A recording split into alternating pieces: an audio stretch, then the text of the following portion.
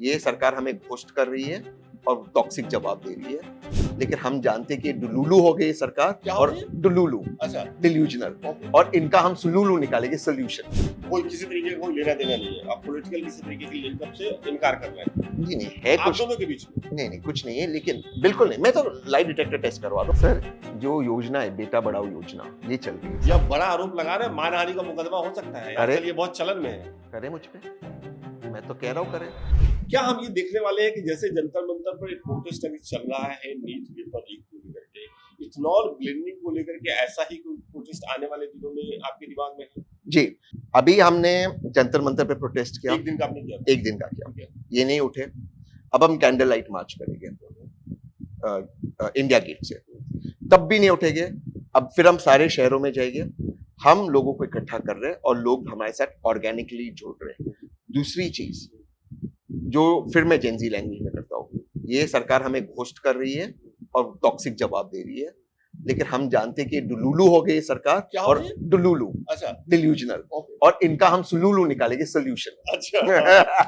आखिर में एक सवाल है मेरा। चूंकि ये मामला राजनीतिक भी है, जी। कुछ लोग ये भी कह रहे हैं कि चूंकि इथेनॉल ब्लेंडिंग का मामला प्रमुखता से अरविंद केजरीवाल उठा रहे हैं, मतलब पॉलिटिकल पार्टी के तौर पे सबसे ज्यादा प्रमुखता से, और इधर ग्राउंड पे मोर्चा संभाल रहे हैं तहसीन बाबू।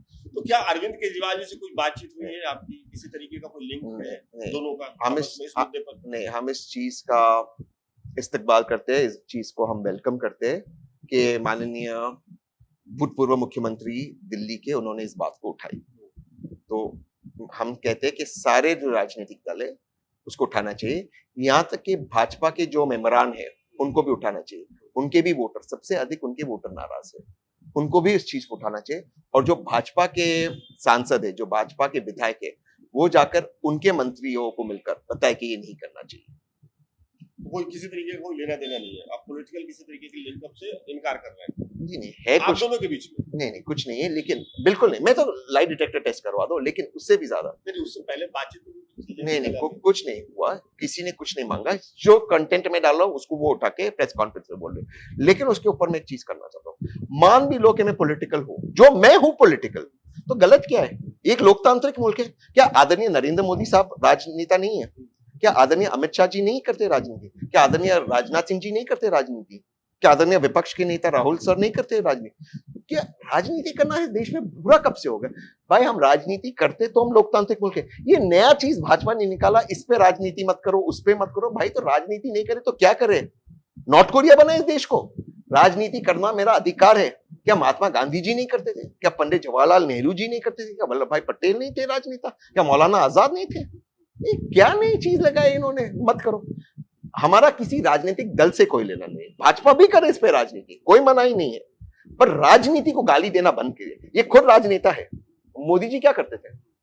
क्या नया चीज चालू? क्या एक सरकार ये मानने के लिए क्यों नहीं तैयार है? अभी भी नितिन गडकरी जी का जो स्टैंड है, अभी कुछ दिन पहले जब वो कुछ कार्यक्रमों में आए थे तो उन्होंने सबसे पहले तो ये कहा कि आप जैसे लोग जो प्रोटेस्ट कर रहे हो किसी लॉबी के दबाव में कर रहे हैं। कौन सी लॉबी है आपके पीछे? उन्होंने कहा ऑयल लॉबी। मैं उनको बड़ी विनम्रता से कहता हूं, अगर ऑयल लॉबी मुझे फंड कर रही है तो वे हरदीप पुरी जी को फोन करते बताए कि ऑयल लॉबी उनको बंद करे। ऑयल लॉबी किसके नीचे आती है? आदरणीय हरदीप पुरी जी के। लेकिन उससे ज्यादा मैं बड़ी बात करना चाहता हूं, मेरी सार्वजनिक जांच होनी चाहिए। क्यों नहीं होनी चाहिए? सार्वजनिक ईडी से मेरे सारे बैंक अकाउंट्स के फॉरेंसिक जांच कराए, सार्वजनिक लोकमत के मंच पे मेरा लाई डिटेक्टर टेस्ट हो। उसी के साथ नितिन गडकरी जी दो चीज करें, अपना बेटा बढ़ाओ योजना के सारे दस्तावेज सार्वजनिक करें, और दूसरा एथेनॉल 20 ब्लेंडिंग कार्यक्रम के सारे दस्तावेज सार्वजनिक करें, और देश को यह बता दे, क्या तहसीन पूनावाला ने नितिन गडकरी जी को बोला था यूट्यूब चैनल्स पे जाकर कहो हम पेट्रोल इंपोर्ट बंद करेंगे, 15 रुपए में पेट्रोल देंगे, या अपने भाषण में कहो कि हम 15 रुपए में पेट्रोल देंगे? वो उनका डिपार्टमेंट है या हरदीप पुरी? उन्होंने कहा कि मैंने ऐसा कुछ नहीं कहा था। एक दूसरे पॉडकास्ट में उन्होंने कहा है, और इंटरनेट पे चल गया कि उन्होंने कहा था, पुराना वाला वीडियो भी है, चल गया। तो हमने कहा था उनको, और बड़ी विनम्रता से, क्या वो उनका डिपार्टमेंट है? तो उनके डिपार्टमेंट को छोड़ते सारी डिपार्टमेंट की भी बात करते। साहब आप मुझे आज आप मेरा इंटरव्यू लेना है, सड़क की क्या हालत है, यहाँ पर क्या हालत है? आपका जो सवाल था मैं इससे जोड़ता हूं कि फॉरेन रिजर्व बचता है, जो हमारा डॉलर खर्च होता है।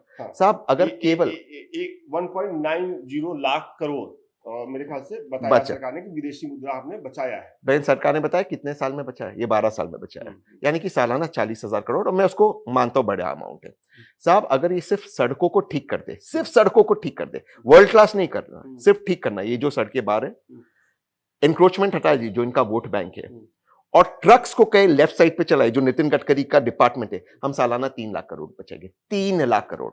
अब इस पर आते साहब, बिल्कुल सही है, 40,000 करोड़ अप्रोक्सीमेटली हम सालाना बचाते हैं, 1,90,000 करोड़ 12 साल में बचाए साहब। लेकिन क्रूड तो हम आज भी इंपोर्ट करते हैं।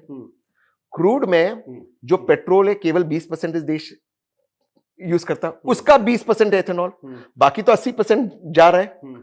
तो क्या फर्क? दूसरा साहब, मैं आपको एक उदाहरण देता हूं, बहुत सिंपल साहब। मक्के में, कॉर्न में भारत सरप्लस प्रोडक्शन था। मक्के का एक बाई प्रोडक्ट होता है DDGS, जो पशुओं का आहार होता है, लाइफ स्टॉक फीड होता है। इतना सरप्लस प्रोडक्शन था कि भारत इसको एक्सपोर्ट करता था। 6 फरवरी को जब भारत अमेरिका का ट्रेड डील हुआ, 6 फरवरी को व्हाइट हाउस का प्रेस रिलीज में कहा कि भारत अमेरिका का कॉर्न का बाई प्रोडक्ट DDGS इंपोर्ट करेगा। आश्चर्यचकित हो गए आप जैसे पत्रकार और मेरे जैसे लोग। क्यों? क्योंकि अमेरिकन कॉर्न बैंड है भारत में, वो जेनेटिकली मॉडिफाइड है, GMO कॉर्न है। 7 फरवरी को पीयूष गोयल जी एक प्रेस कॉन्फ्रेंस करते हैं दिल्ली में, आप लोगों ने कवर किया था। उसके अंदर वे कहते हैं हम इसलिए इसको इंपोर्ट कर रहे हैं क्योंकि यहां पर भारत में पशुओं के आहार की कमी है। जिस चीज को आप एक्सपोर्ट कर रहे थे इसमें कमी कैसे आ गई?